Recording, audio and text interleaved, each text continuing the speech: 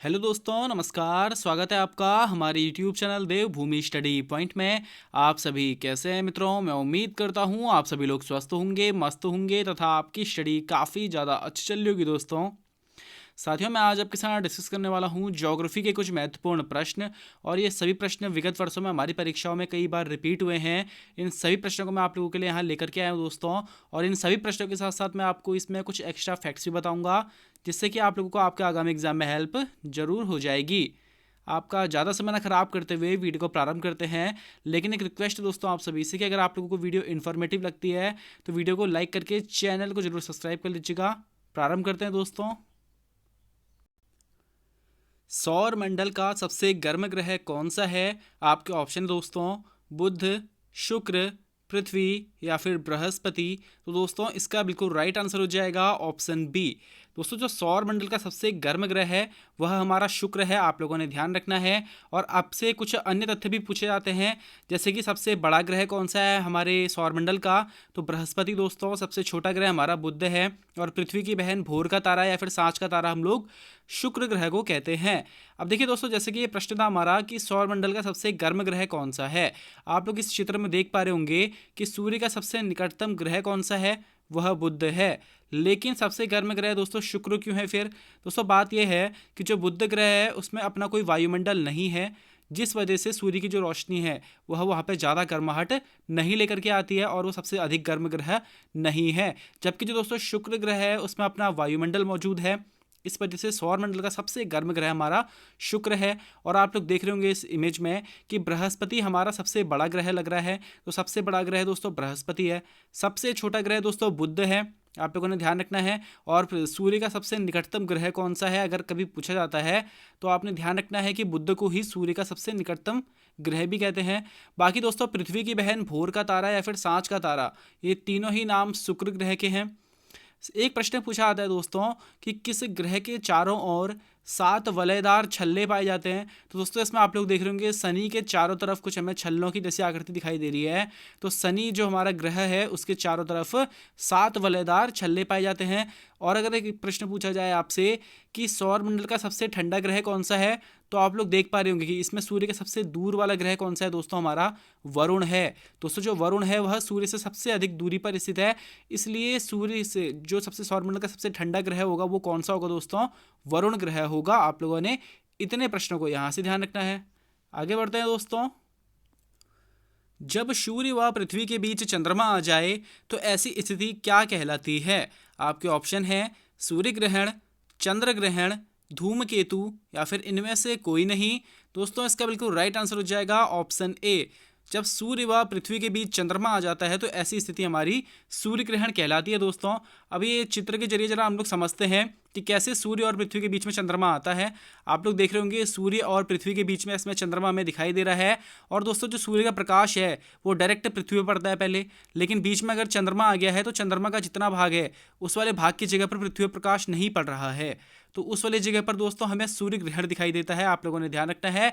इस प्रकार से आप लोगों को ये पूछा जाता है प्रश्न कि सूर्य व पृथ्वी के बीच चंद्रमा आ जाए तो ऐसी स्थिति क्या कहलाती है, तब आपने ध्यान रखना है ये सूर्य ग्रहण कहलाती है। एक प्रश्न पूछा जाता है दोस्तों कि जब सूर्य और चंद्रमा के बीच पृथ्वी आ जाती है तो इस स्थिति को क्या कहते हैं? दोस्तों जब सूर्य और चंद्रमा के बीच में पृथ्वी आ जाती है तो इस स्थिति को चंद्र ग्रहण कहते हैं।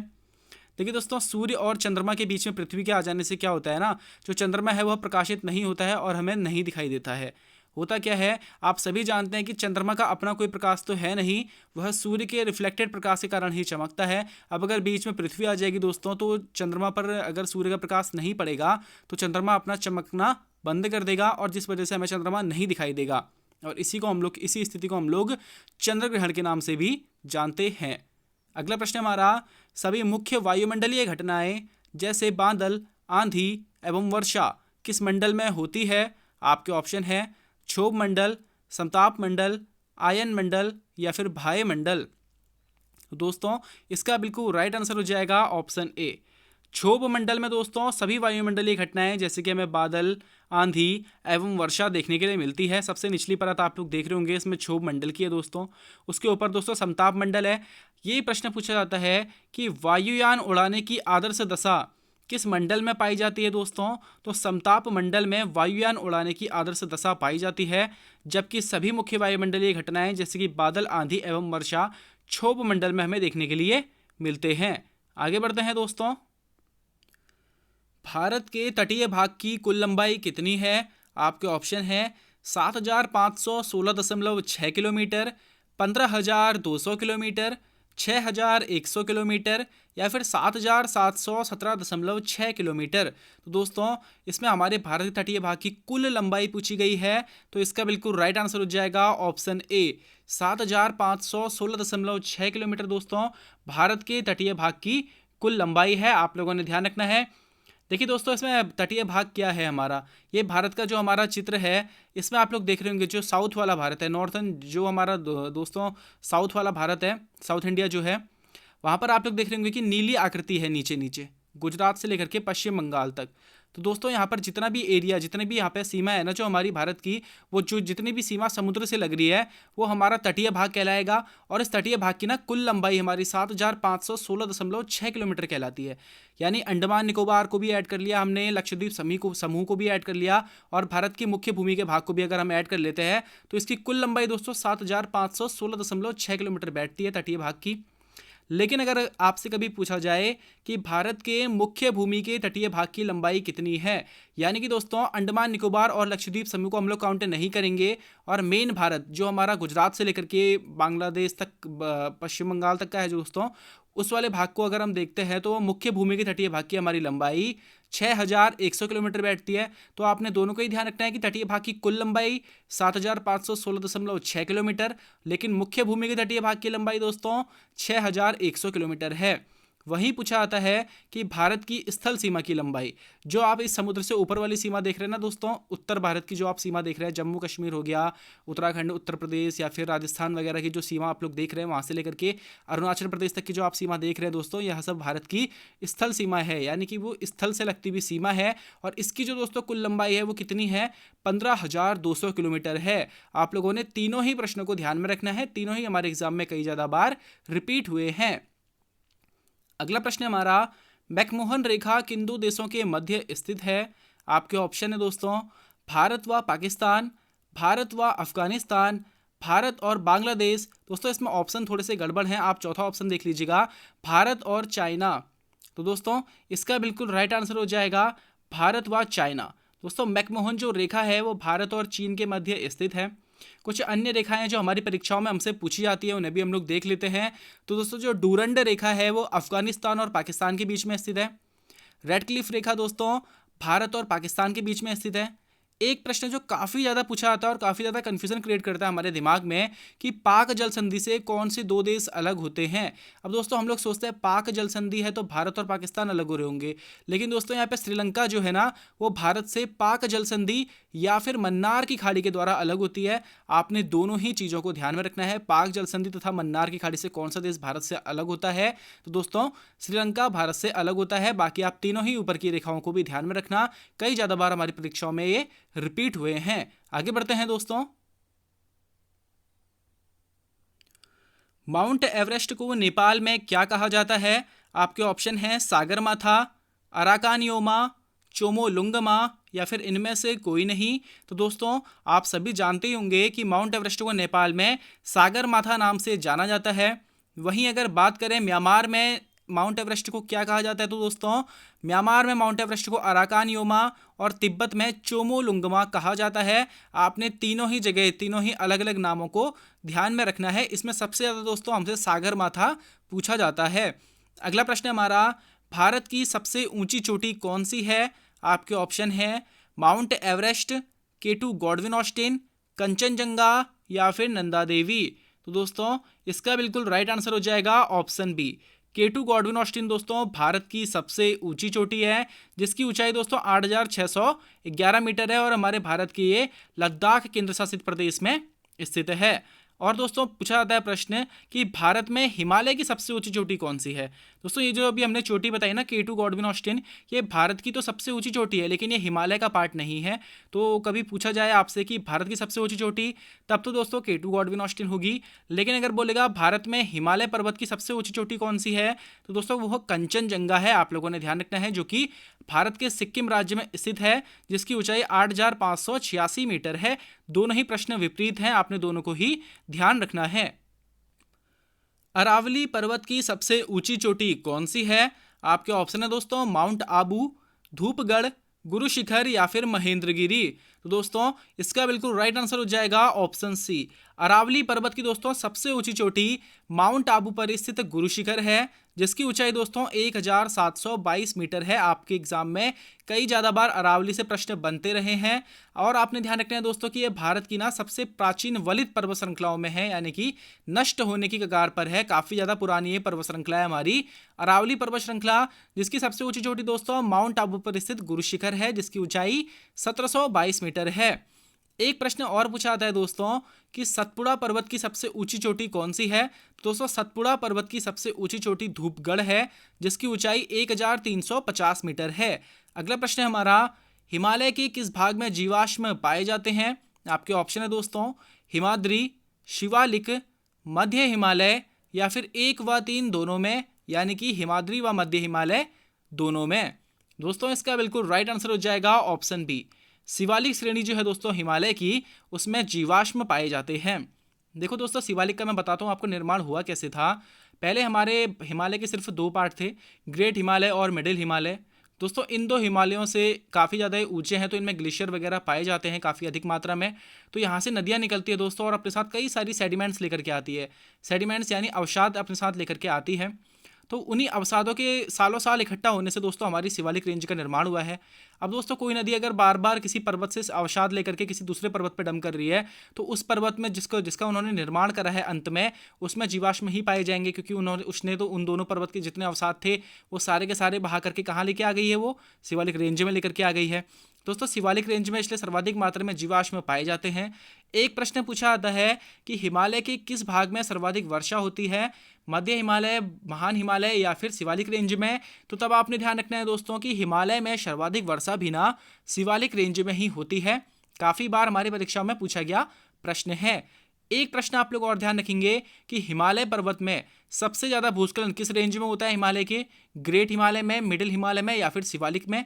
तो दोस्तों शिवालिक रेंज में सबसे ज़्यादा भूस्खलन यानी कि लैंडस्लाइड हमें देखने के लिए मिलता है। जैसा कि मैंने अभी आपको बताया कि इसका निर्माण सबसे अंत में हुआ है, नदियों द्वारा लाए गए सेडिमेंट से इसका निर्माण हुआ है। तो दोस्तों अभी पूरी तरह से पक्का नहीं है, अभी कुछ ही समय पहले इसका निर्माण हुआ है, जिस कारण से दोस्तों इसमें दिन पर दिन क्या होता है, हमें थोड़ी सी बरसात वगैरह में भी इसमें लैंडस्लाइड यानी भूस्खलन की समस्या देखने के लिए मिलती है। तो आपने तीनों ही प्रश्नों को शिवालिक से ध्यान में रखना है।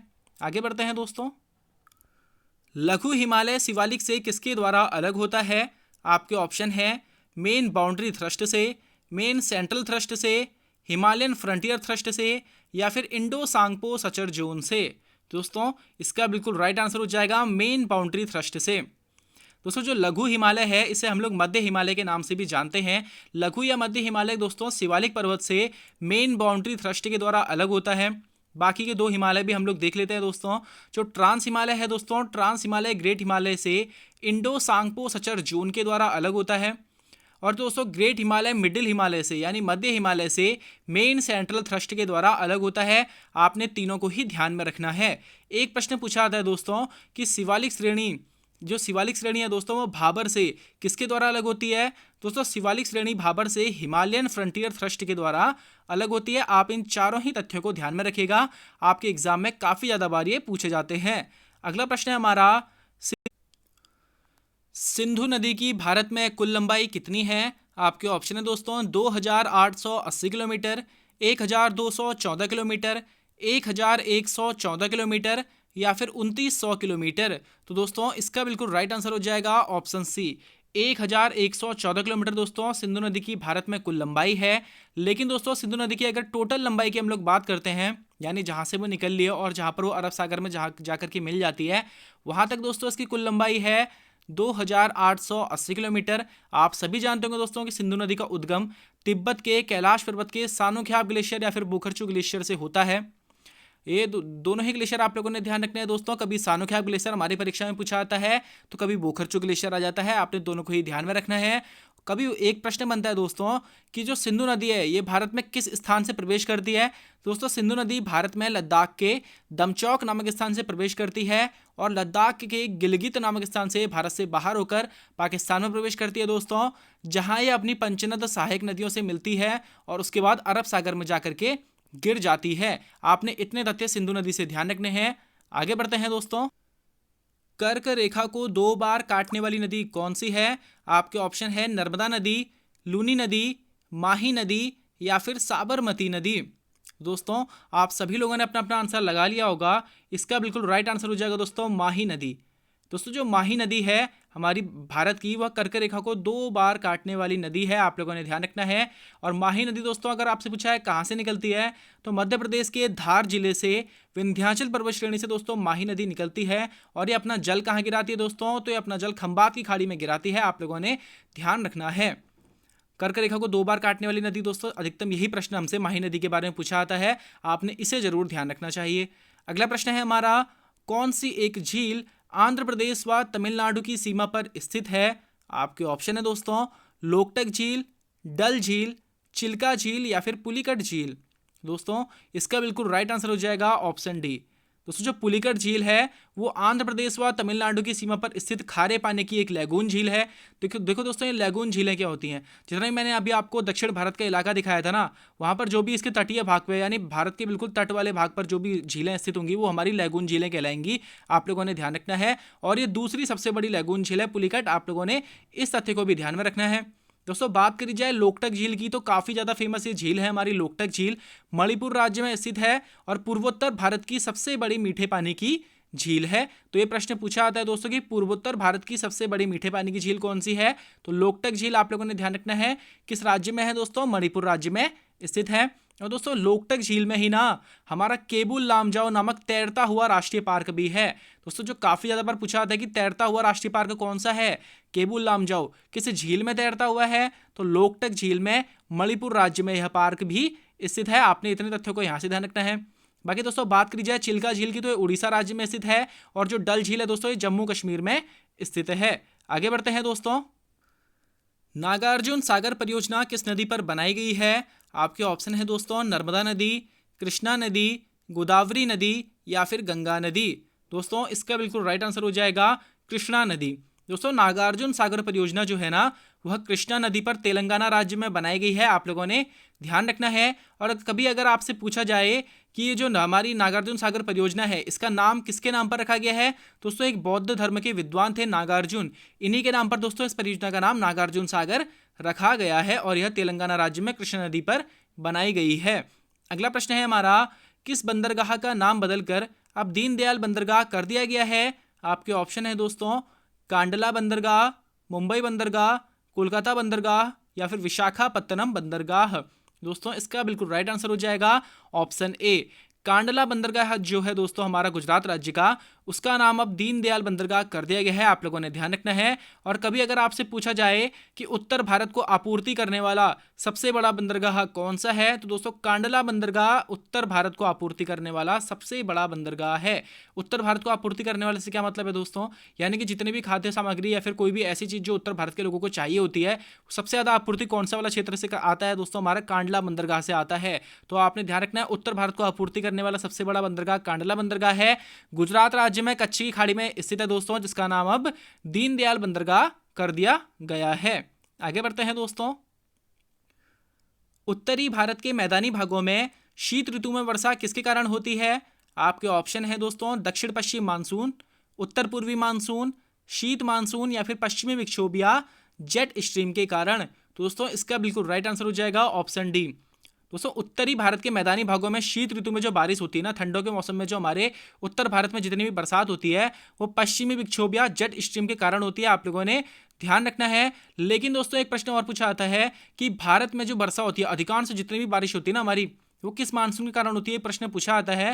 दोस्तों भारत की अधिकांश वर्षा, मान लो लगभग 80% बारिश ना हमारी दक्षिण पश्चिम मानसून से होती है। आपने इस तथ्य को भी ध्यान में रखना है।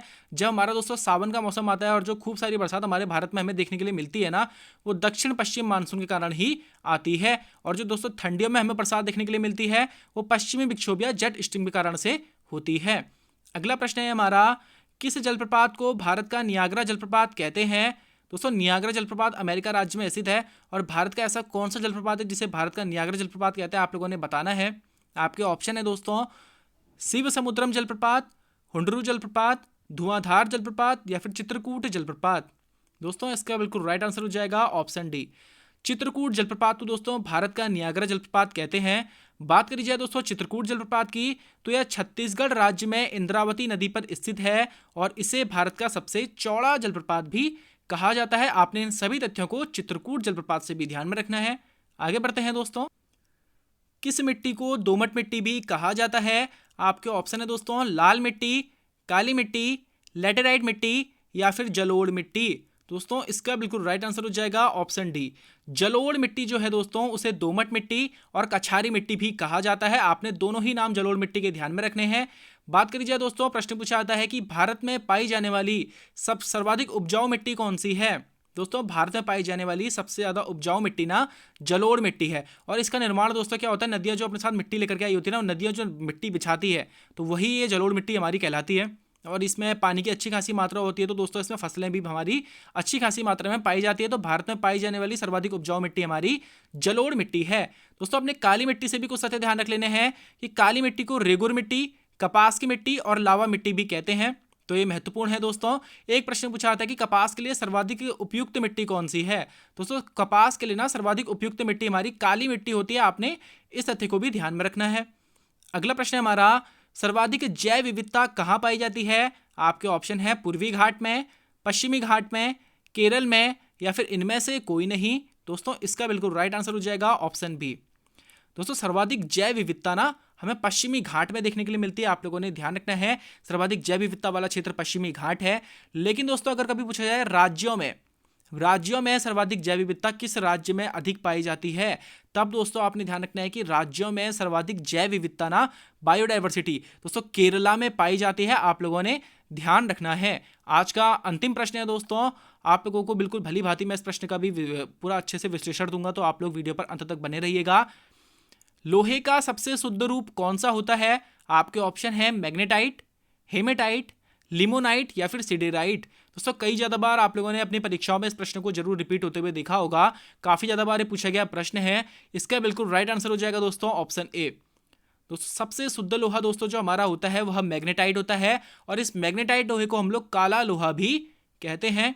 बात करी जाए दोस्तों हेमेटाइट की, दोस्तों हेमेटाइट जो है वह दूसरा सबसे मजबूत लोहा है और ये लाल गेरुए रंग का होता है। तो सबसे शुद्ध लोहा दोस्तों मैग्नेटाइट है, उसके बाद हमारा हेमेटाइट दूसरा सबसे अच्छा लोहा माना जाता है। दोस्तों प्रश्न पूछा आता है कि विश्व में लौह अयस्क के उत्पादन में भारत का कौन सा स्थान है। दोस्तों विश्व में लौह अयस्क के उत्पादन में भारत का चौथा स्थान है, यानी कि दोस्तों प्रोडक्शन के मामले में ना भारत का चौथा स्थान है लौह अयस्क के उत्पादन में। लेकिन दोस्तों आपने ध्यान रखना है कि भंडारण की दृष्टि से, यानी कि लोहे का भंडारण जो है उसकी दृष्टि से भारत का विश्व में पहला स्थान है। तो दोस्तों आपने कंफ्यूज नहीं होना है, आपने दोनों ही प्रश्नों को भली भांति तैयार करना है। उत्पादन यानी कि प्रोडक्शन के मामले में जो भारत है हमारा लोहे के मामले में वो चौथे स्थान पर आता है। लेकिन दोस्तों भंडारण की दृष्टि से यानी कि लोहे की अधिकतम मात्रा को जमा करके रखने की दृष्टि से भारत का विश्व में पहला स्थान है। आपने इसे ध्यान रखना है। दोस्तों एक प्रश्न पूछा आता है बैलेडिला खान किससे संबंधित है। तो तब दोस्तों आपने ध्यान रखना है कि बैलेडिला खान लौह अयस्क से संबंधित है, और यह लोहे की ना एशिया की सबसे बड़ी लोहे की खान है बैलेडिला खान, जो कि छत्तीसगढ़ राज्य में स्थित है। दोस्तों आप सभी को ये वीडियो कैसी लगी आप लोग मुझे कमेंट बॉक्स में जरूर बताइएगा। अगर आप लोगों को कोई किसी प्रकार की इसमें कोई कमी अगर लगती है तो आप लोग मुझे मेरी कमियां मेरे कमेंट बॉक्स में आप मेरे साथ साझा कर सकते हैं। और आप लोगों को अगर वीडियो अच्छी लगती है तो चैनल को जरूर सब्सक्राइब कर लीजिएगा, वीडियो को लाइक कर दीजिएगा। आपको आपके आगामी एग्जाम्स के लिए हार्दिक बधाई शुभकामनाएं देते हुए मैं अपनी वाणी को विराम देता हूँ दोस्तों। धन्यवाद।